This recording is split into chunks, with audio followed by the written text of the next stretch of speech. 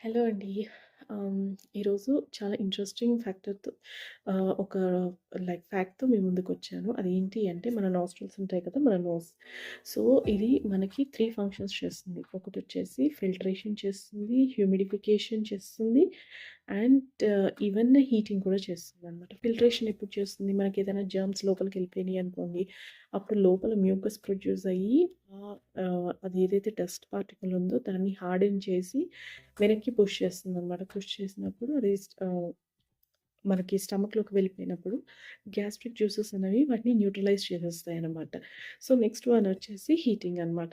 So, ఒక్కొక్కసారి మనకి బాగా కోల్డ్ టైప్ ఆఫ్ ఇది వెళ్ళినప్పుడు మన లోపల అది హీటింగ్ సిస్టమ్ లాగా ఉండి సో, మనకి వార్మ్‌నెస్ ఇస్తుందనమాట.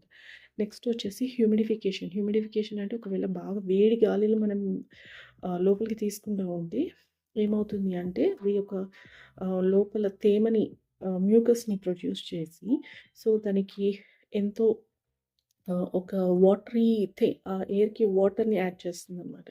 సో, చాలా ఇంట్రెస్టింగ్ కదండీ! మన నాస్ట్రిల్ అనేది మన నోస్‌లో అనేది 3 ఫంక్షన్స్ అవుతాయి. ఒకటి హ్యూమిడిఫికేషన్ అవుతుంది. ఒకటి ఫిల్ట్రేషన్, ఒకటి హీటింగ్. ఓకే అండి. మరొక ఇంట్రెస్టింగ్ ఫ్యాక్ట్‌తో మళ్ళీ